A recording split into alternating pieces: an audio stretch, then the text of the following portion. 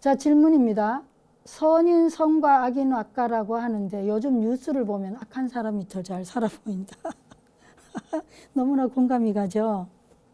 웃을 일도 아니에요. 사실 참 뭐 어쩔 수 없죠. 현상 세계는 상대적 탐진치, 애고, 번뇌, 망상이 주도하는 사회다.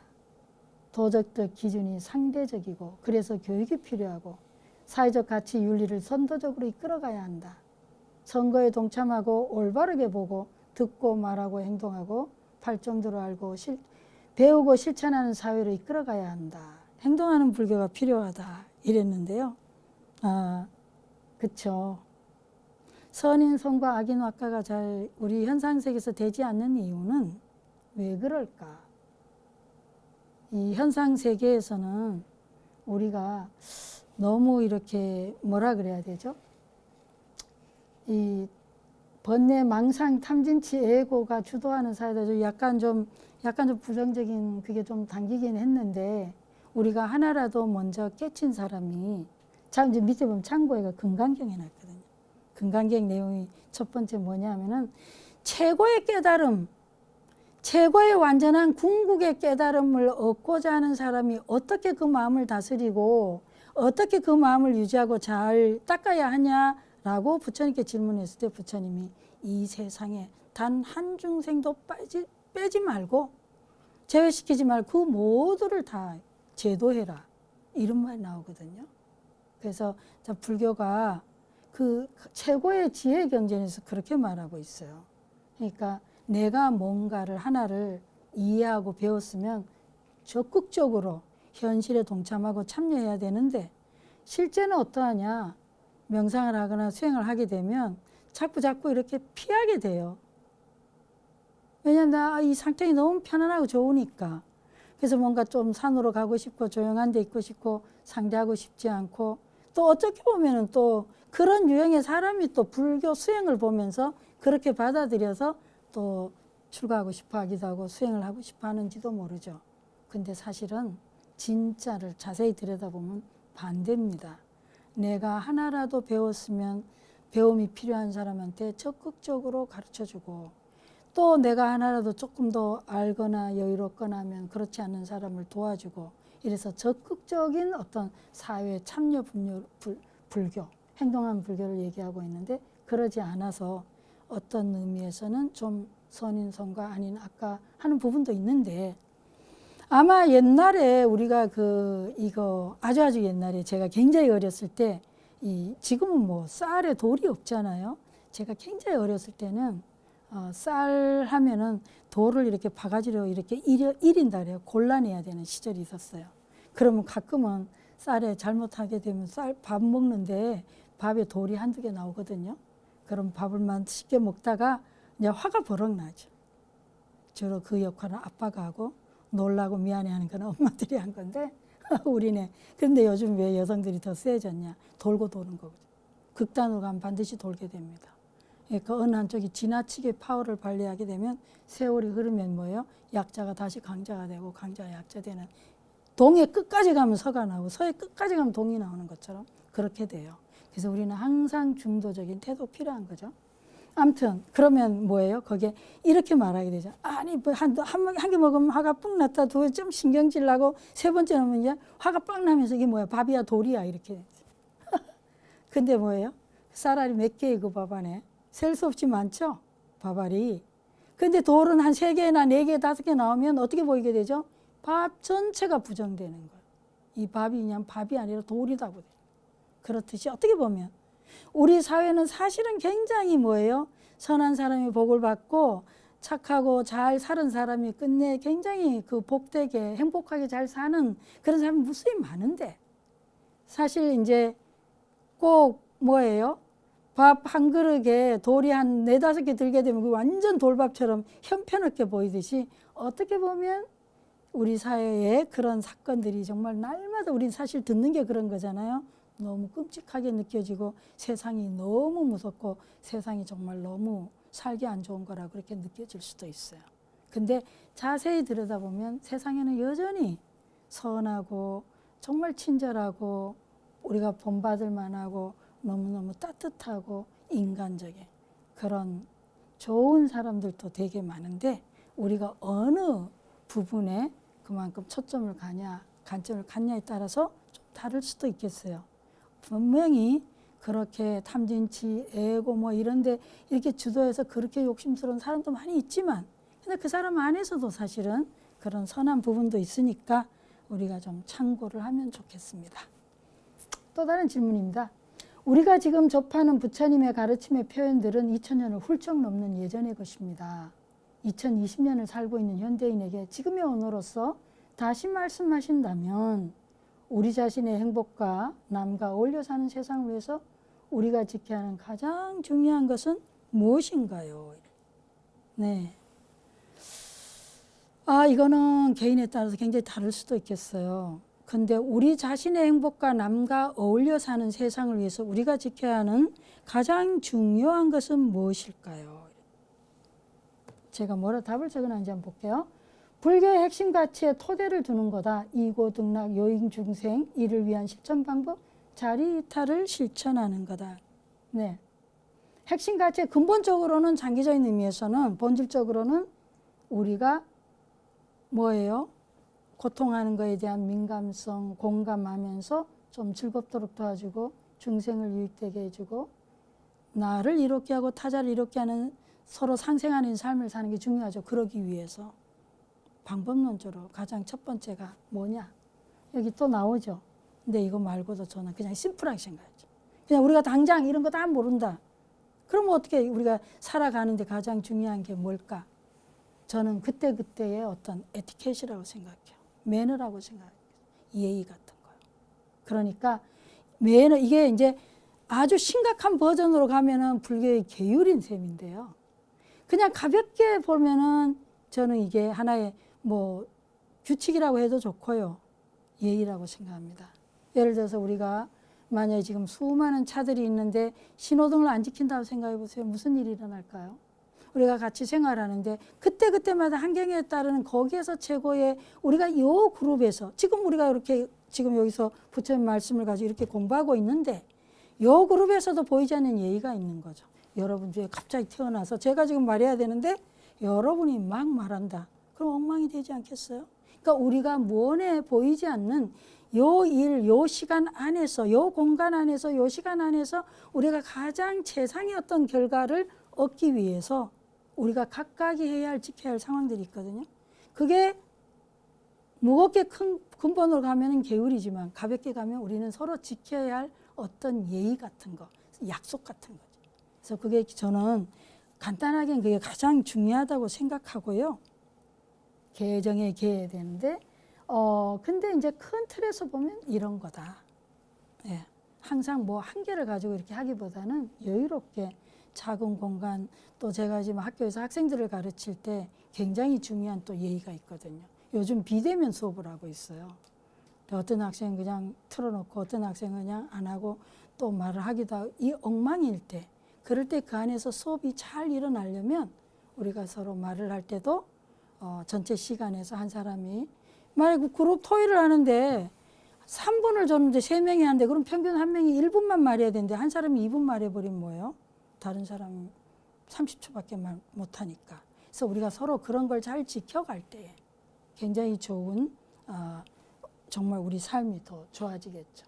그런데 우리가 가장 지금 어려움을 겪고 있는 방법 중에 하나는 너무 우리 사회가 느슨해서 그 잣대가 잘못돼 가지고 뭐 최근에 예를 들어 우리 사회가 어떤 성범죄 같은 경우도 우리 사회는 굉장히 그 판단을 내리거나 뭘 할 때 요 기준에 의해서 벌을 내리거나 어떤 거기에 대한 그걸 해야 되는데 그 준거는 뭐냐? 예의의 준거는 자리이타고 요익중생이라는 거예요.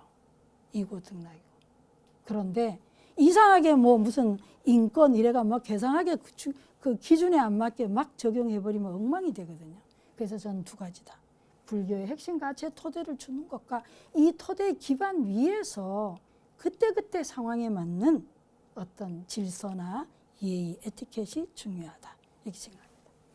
지금 우리가 배우고 있는 불법이 그때 말씀하신 것과 얼마나 같은지 알려주세요. 제가 그때 그 시절에 안 자라서 모르겠지만 이치적으로 볼 때는 불법 자체는 동일하죠. 뭐예요? 이고등락 요익증생 자리 이타예요. 우리 모두는 다 뭐예요? 소중한 존재고 우리에게 주어진 각자의 삶을 사는데 우리가 존중받고 인정받고 행복하게 살 권리가 동일하게 있다 이거죠. 불법 자체는 동일한데 문제는 어떻게 적용하는 거에 달려있다. 예, 어떻게 적용하는 거에 달려있는데 스스로의 스승이 되는 길을 가고 있다면 참 좋겠어요.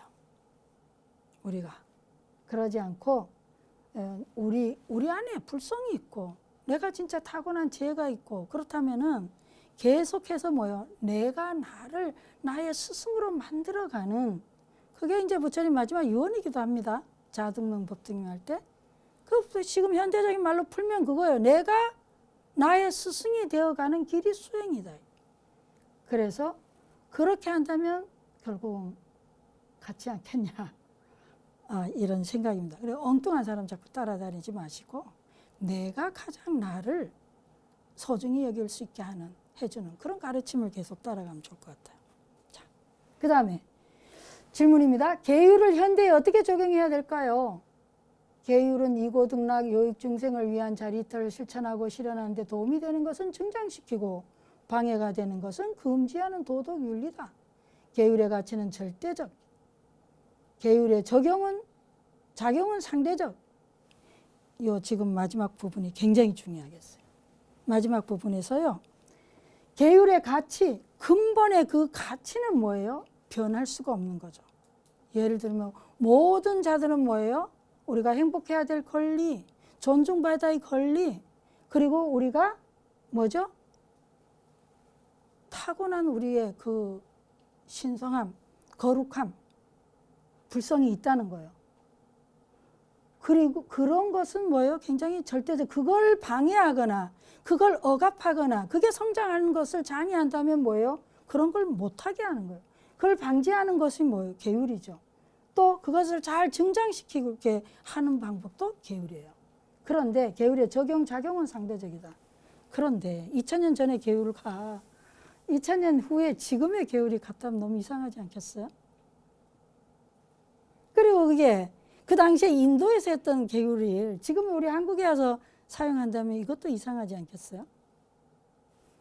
상황에 따라서 계율의 가치는 뭐예요? 인간 존중이에요. 절대 동등하다는 거예요. 그리고 우린 절대로 타고난 지혜가 있다는 거죠. 우리 안에 불성이 있다. 소중하다는 거죠. 그런데 적용을 할 때는 상대적으로 적용해라. 상황에 맞게 적용해라. 예를 들면 굉장히 가해자가 있는데 성폭행을 가해자, 어린애를 막 잔인하게 죽인 가해자가 있는데 그에게도 뭐예요?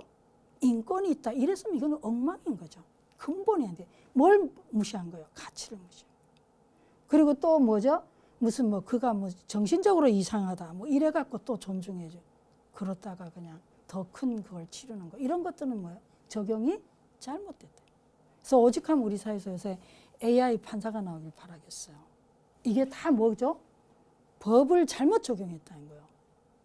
그러니까 법의 근본 가치가 그러하다는 거지 적용에 있어서는 굉장히 조건을 봐야 되거든요. 근데 우리가 수행을 할 때도 마찬가지일 수 있다는 거죠. 그래서 수행을 할 때도 아니 왜 스님이 지금 저런 차를 타고 아니면 스님 왜 무슨 음식을 먹고 지금 그런 걸 논할 때니. 가장 근본 가치가 뭐냐 이거죠. 절대 가치는 바로 유익중생 이고등락인데 자리 이타인데 그걸 적용하는 그 상황상의 조건은 다르잖아요. 그래서 그거를 굉장히 상대적으로 해야 되는데 부처님도 그래서 굉장히 대기설법을 하셨어요. 상황에 맞게 변화해야 되는데 절대로 변화하지 않고 있다. 그럼 그거는 굉장히 악법이고 안 좋은 거죠. 질문, 뭘 깨달아야 하나요? 비개인성에 대한 뭘 깨달아야 하나요? 네, 아까 말씀드렸는데 계속 말씀 나오게 된 게 무한대요. 내 존재의 실체가 내가 진짜 뭐냐? 내가 진짜 누구냐? 근데 내가 평소에는 안 느껴지는데 내가 뭔가 너무 괴로울 때 우린 그런 질문이 저절로 일어나죠. 정말 나 누군지 모르겠다. 내 마음 나도 모르겠다. 이러죠. 그러니까 우리가 고통을 뭘로 삼아야 되겠어요? 바로 우리 수행의 소재로 에너지로 삼는 거죠. 그래서 뭘 깨달아야 되냐? 내 존재의 실체가 뭐냐? 내가 진짜 누구냐? 그래서 근데 우리가 그걸 깨닫는데 너무 집중할 필요는 없어요. 부처님이 깨달아 놓으셨거든요. 우리는 영기적 존재다. 서로 더불어 살아가는 상대적 존재다. 그러니까 서로 존중해야 된다는 거예요. 그러니까 어떻게 보면요, 깨달음 이상의 실천이 중요해요. 왜? 부처님 이미 발견해 놓으셨다니까요. 발견했는 걸 내가 또 발견하겠다고? 이미 발견해 놓으시니까 영기적으로 내가 머물고 영기적으로 행동하고 영기적으로 살면 되지 않냐. 그런데 연기가 좀 이해가 안 간다. 그러면 계속 뭐예요? 내가 실제 그렇게 살려고 노력하면서 노력 속에서 실천 속에서 뭐예요? 연기를 깨달아요. 다른 질문입니다. 부처님을 만나고 싶을 때마다 만날 수 있는 방법에 대해 알고 싶습니다. 이거 명상실에서 다 같이 하기로 했는데 시간이 될란가 모르겠네. 그냥 한번 읽어보세요. 부처님을 만나고 싶을 때 지금 부처님을 어떻게 만날 수 있냐? 내가 눈을 감고 편안하고 내가 가장 머무르고 싶은, 여러분이 들으면서 눈 감고 한번 이렇게 음미해 보세요. 자, 눈 감으시고 음미해 보세요. 굉장히 편안한 자세 릴렉스 하시고요. 그리고 눈을 쭉 감으시고 심호흡을 해봅니다. 그러면서 이 순간에 내가 가장 머무르고 싶은 아름답고 편안하고 행복한 장소를 한번 떠올려 보세요.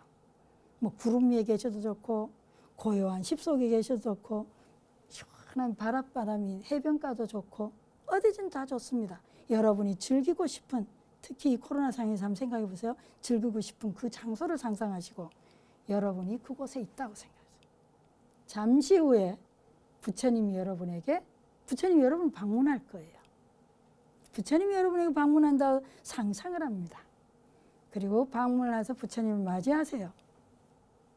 자, 부처님을 잠시 여러분의 공간에 자리를 잡고 부처님께 자리를 권해드리고, 그리고 부처님과 함께 있는 상황을 음미합니다. 그리고 부처님이 여러분에게 들려주실 말씀을 한번 이렇게 상상해 봅니다. 부처님 지금 이 순간에 여러분과 함께하고 있다고 생각했을 때 부처님이 여러분에게 무슨 말을 해주실 건가? 여러분이 청할 수도 있어요. 아니면 여러분이 또 부처님께 하고 싶은 말을 할 수도 있는 거예요.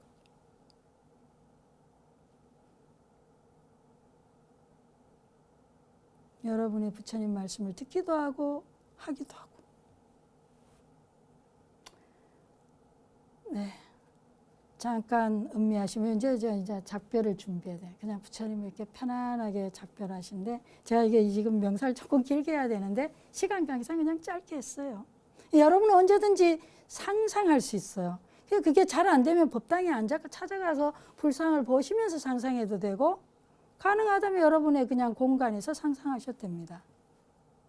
왜 그게 가능하냐? 항상 떠올려서 부처님을 늘 소환해도 돼요. 그래서 여러분이 필요할 때마다, 부처님이 만나고 싶을 때마다 상상하시면서 뭐예요? 여러분들이 들을 수가 있어요. 왜 그게 가능하냐? 우리 각각의 내면에는 부처님이 있기 때문에, 진짜 부처님이 있기 때문에 내가 고요하게 내 공간을 만들어지면 내 내면의 부처님을 늘 만날 수 있다는 거죠. 그 외 질문들이, 이런 질문들이 많이 나왔습니다.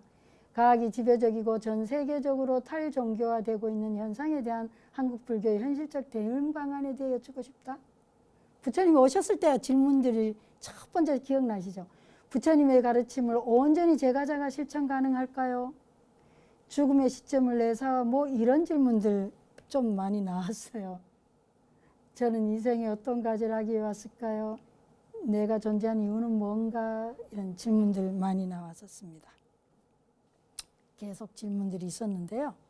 이제 시간 관계상 제가 일일이 다, 그러나 이 질문들도 자세히 앞에서 있었던 강좌 내용들을 이렇게 음미해 보시면 거의 뭐 비슷하게 같이 답을 찾으실 수는 있을 거라고 봅니다. 자, 이렇게 해서 제 5강이 이제 끝났는데요.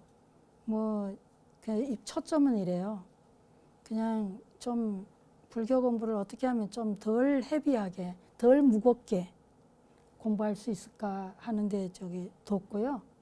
그리고 막 불교의 깊은 어떤 이치나 뭐 가르침보다는 그냥 우리 일상 속에서 뭐가 궁금할까 질문들을 받아서 해본 거라서 뭐 교리적으로 생각해 보면 좀 어떻게 보면 좀 중구난방이기도 하고 좀 뭐 그다지 이제 그런 건 없는데 그냥 좀 가능하면은 그 좀 부처님 공부를 좀 재밌게 하면 어떨까 그냥 의미에서 한번 그냥 두서없이 그냥 시도해 봤습니다. 네. 여러분 오감과 함께해서 감사했고요.